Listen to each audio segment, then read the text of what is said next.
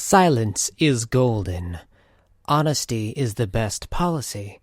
Lying is more likely to make others be quiet and leave you alone, but they'll keep on bugging you until they get the truth, and then they will start yelling. Greetings from Duskmire. Listeners, today is getting to be a remarkably hot day. Now, as you all know, our city is protected by a magical space-altering barrier that prevents evil and malicious creatures from entering our city without permission, such as the Horse Devil. Yes, the Horse Devil, the term we use instead of the Horse Devil's true name. As we also know, using the true name of an evil entity invites its existence to control and manipulate you however said entity desires. But back on topic. The barrier's major downside is that it occasionally amplifies heat during the summer, which is why Her Royal Majesty's covert law enforcement monitors the cryo-magical runes that prevent the temperature from reaching such sweltering levels. Unfortunately, in today's case, the heat has somehow broken down the runes, and the heat is beginning to affect the city. In the market area, the produce is beginning to wilt significantly, much to the chagrin of Leafy Greens, the grocer. The vegetables most affected by the heat wave include carrots, tomatoes, celery, mandrakes, horseradish root, and the oddly named and oddly shaped butt plant. And it also does not limit itself to affecting plants adversely at this time either. Many of our citizens are also feeling the heat, as it were. Leafy Greens himself is also beginning to wilt partially, which will begin to affect the crop he is growing inside of his mane and tail, which is floral in appearance and shape and form. He is doing his best to keep cool in the shaded areas of his shop, but it has gotten to the point that he has needed to turn one of his moisture-spritzing produce racks into a makeshift cooling apparatus.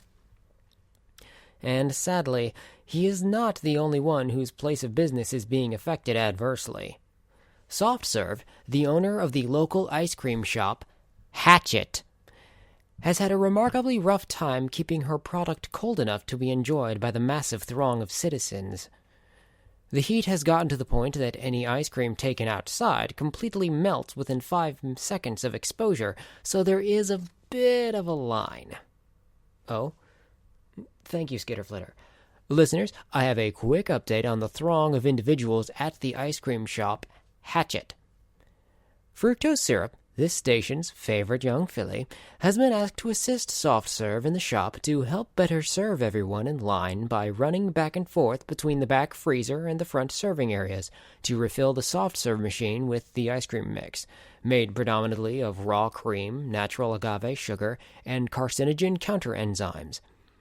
Due to Miss Syrup's unique physical attributes, her candy body will not melt as easily when exposed to the heat, but she is still somewhat concerned that her coat will melt, causing her marzipan skeletal structure to become exposed and, as a result, frighten others. On a related note, she has also asked me to inform you that she identifies as a regular pony who happens to be made of candy, and not a candy zombie pony.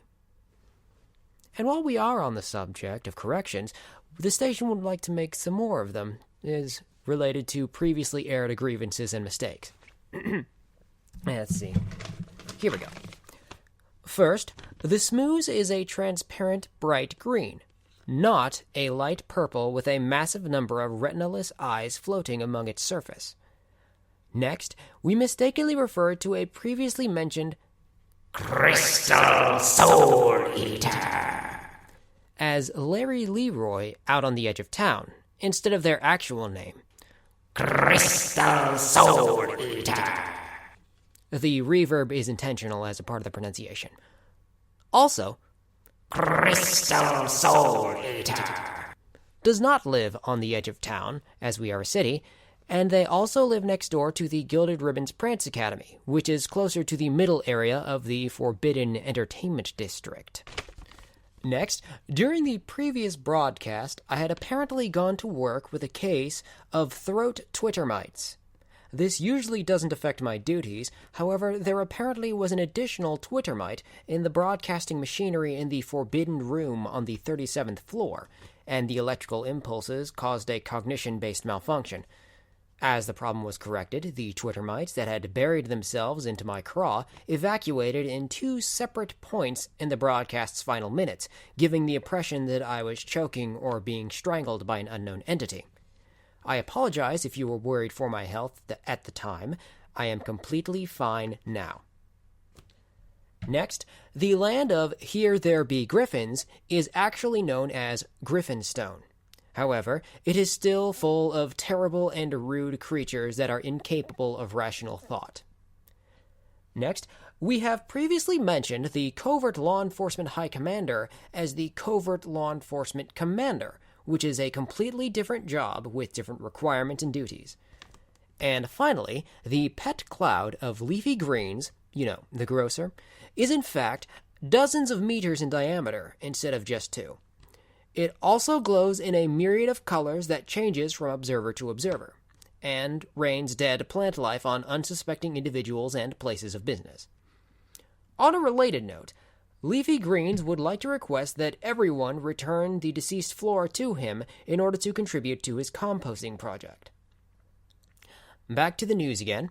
Golden Brown has informed intern Skitterflitter just now that his house has begun to melt slightly.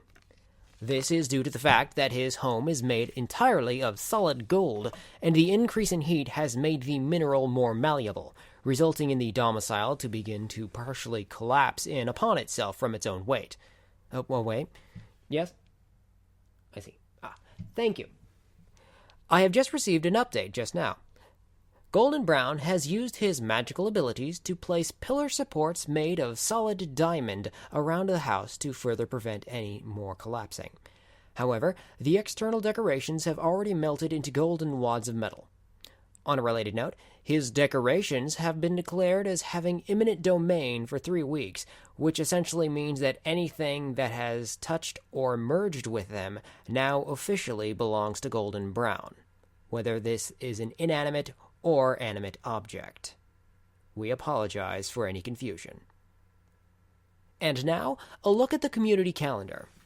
This coming Thursday is the Intereducational Structure Wrestling Tournament, and each member of the Duskmire Community Elementary School, the Duskmire Community Middle School, the Duskmire Community High School, the Duskmire Community Higher School, the Duskmire Community Highest School, and the Duskmire Community Vocational College will all be allowed to attend and participate.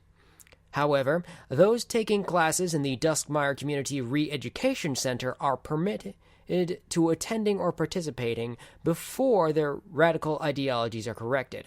Otherwise, they will need to be placed, presumably, in the washing chambers. Also, Duskmire Community Radio would like to remind any unicorns, pegasi, or any other ponies that fall in this statistical category of athletics that the use of any magical ability or additional limbs beyond 2 pairs of hooves is prohibited when competing against those below your educational and physical level. However, anyone competing against those with a higher educational level are going to be allowed to do whatever it takes to win. After all, while everyone loves an underdog, they love an underdog even more when they can actually grasp a victory from the cold, dead jaws of their enemy's cooling body. Thursday will be when a group of shadowy figures surrounds the external outskirts of the city, just outside of the protective barrier that warps space and time to prevent nearly all forms of outsider interaction. These shadow beings will have no tangible form save for free-floating eyeballs the size of basketballs, but really, all pony eyeballs are roughly that size anyway. These shadow beings will remain there another 4 days, and until then, no one is allowed outside of the city for their own safety. Fives Day is the day I will be going out on my second date with Elegant Steps. Our first date was at the local fancy dining establishment, Jambon.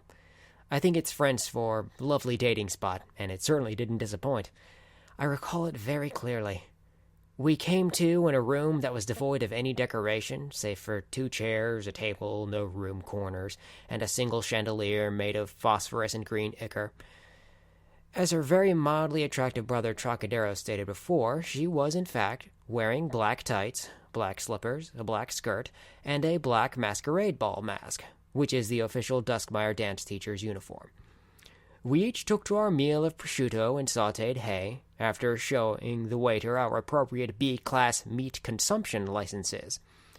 Though looking back, I did happen to notice that her rather muscular legs were a bit more toned than usual, and her voice was a bit more gruff. But as a dance teacher, a lot of talking, hypnotism, and hind leg movement is required to teach young fillies and colts the art of ballet prancing. To transition from my restaurant date through the topic of edible objects, Sixers Day is now the assigned day to consume exactly 1.76 centigrams of solid butter. The butter must be ingested as is and not to be used in the process of making another foodstuff. Lactose-free butter will be available upon request for those that have allergies. But during this day, other foods except for pears and butt plant are allowed. Pears are not allowed because they will be poisonous on that specific day of the week, and butt plant is not allowed because it looks like a butt, and attempting to eat a plant that looks like a butt is really gross. This Sevens Day, Her Royal Highness covert law enforcement agents will be patrolling to ensure the giant rake that phases into the local living quarters and places of business also does not phase into any of the 5 major city spires. In the event that it does, the giant rake that phases into local quarters and places of business will be severely dealt with. As mentioned previously, this coming Wednesday is when the shadowy figures that will have surrounded our city will disperse, and the citywide house arrest will be lifted. As usual, it is recommended that anyone that wishes to leave during this time please fill out the appropriate request forms and provide the appropriate medical samples. And finally, this next Tuesday will be a dance recital starring Fluffy Paws and Fructose Syrup performing a traditional pas de deux of Romeo and Julienne. Due to the request of Her Royal Majesty Queen Lycra, the third act is now illegal to perform, to prevent unintentional poisonings for the sake of realism. Again. On a completely unrelated note to anyone who wishes to woo my 7-year-old daughter, please note that any rumors about her father being ludicrously overprotective are in fact very, very true. She was almost completely eaten alive by a swarm of young colts and fillies almost a month ago, and I am fairly certain that he would not want her to be eaten in any way, shape, or form ever again. This has been the Community Calendar. There have been sightings of a mare in a tan trench coat. This pony is currently following the inside of the barrier about the outskirts of the city, yet carefully avoiding the pet cemetery. This leads us to conclude that she is, or perhaps was, a member of our community. More interestingly is that no one can currently describe this mare's appearance, as they seem to forget it, and also all of their interactions with the mare, merely minutes later. Her Royal Majesty's Covert Law Enforcement Agency is having difficulty tailing this individual, but they urge others to avoid this mare in a tan trench coat if they are unable to discreetly and quickly report what she is doing. She is roughly the same body shape and height of any other pony, with facial features and limbs, and may or may not have wings and or a horn. Oh, and I almost forgot. She apparently has a satchel that is filled to the brim with parasprites. The parasprites do not seem to have any of their usual desires to consume everything edible within a 1,000-meter radius, and they all have onyx-colored bodies and blood-red eyes. One eyewitness claims they have tiny fangs, but we also know that this eyewitness is a rather tall-looking, long-faced Pegasus with an incredibly large pair of golden wings, and is also wearing a plastic saddle, stirrups, and a rather gauche fez. As we all know, horse angels, like trypophobia-triggering insectoid equine replicants, are not real, and by proxy, neither is their advice and knowledge. The temperature of the city has increased to the point that it is beginning to affect everyone's health in a much more detrimental manner than previously mentioned. For instance, Glimmering Gleam is in a remarkably difficult position during this hot day. This is because he feels that he needs to wear a cloak whenever he is out in public, partially out of personal modesty, and partially to cover his completely transparent torso that directly exposes his digestive viscera. Due to the unique concave nature of this crystalline body, direct contact with heat and/or sunlight will have a chance of internally cooking his organs. Which leads me to my next point. If anyone in the city has a history of medicinal knowledge of crystal ponies, or the ability to lower temperatures through magic, or has any familial history with, say, Wendigo ancestry that is being kept hidden for personal privacy's sake, said individual should not hesitate to find a covert law enforcement officer to be directed to Glimmering Gleam and ensure that he does not require medical attention. Alternatively, you can just shout, "Hey, officer!" outside of your home, and one of them will appear seconds later to assist in escort. Each and every one of our homes is being watched at all times, after all. But at least we are all reasonably safe from... Wait. Oh dear. Listeners, it appears that the heat is much worse than we have imagined. Many eyewitnesses are claiming that the rippling appearance of the air around them and the significant levels of dehydration are causing hallucinations, many more than is to be considered normal in our little city. Many witnesses have begun to claim that many of our community members have become changelings, which is ridiculous, as they are not real. Furthermore, it seems that the electricity in the communication spire, or at most the entire city, has just gone out. And if the unlit large on-air sign that changes color for absolutely no reason aside from personal preference is any indication, there is a significant chance that no one can even hear this broadcast as I speak it at this moment. In which case, I will give a brief editorial. Listeners, I have a slight confession. I have a physical deformity that has been causing me problems, long since my initial work as the announcer of Duskmire Community Radio. Well, I have 2 or 3 of them, but one in particular is causing me more problems as of late. You see, I have a difficult time utilizing emotion and certain degrees of empathy in comparison to others. I've done my best to emulate it from reading books and listening to other radio programs and imitating what I see from others' interactions with them, but I fear that my unintended apathy may begin to strain my fatherly relationship with my daughter. I think I'm doing my best to be a good father with all things considered, but I feel that it may not be enough to do so by myself. It pains me to say this, but I fear that the reason I wish to continue courting Elegant Steps is in fact not because of genuine romantic attraction, and instead because I see her as a potential mother figure for Fruity. Based on the glow of pink emanating from my scrying gem when I check it in her presence, I know I truly do care for her, but at one point I have checked it in the presence of her brother and the result was exactly the same. Regardless, I think it may be best for Fruity and her growth from being a young filly into a young mare that I find her a second parental figure best as I can, and quickly. Now the lights are back on, it looks like. And, yes, and it appears that the temperature has dropped to normal levels. Leafy Greens is serving normal, lightly spritzed tomatoes and corn cobs.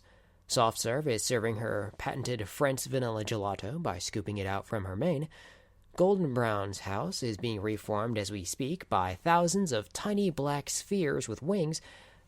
And Mulberry has been selling cream horns and eclairs. And Little Fructose Syrup has not had her green apple taffy flesh melt into a disturbing marbled puddle of green and red. Her marzipan skeleton is fully concealed as it possibly can be. Well, except for her teeth, but those are made of peanut brittle, so that doesn't really count. Still, what a lovely end to the day, isn't it, listeners?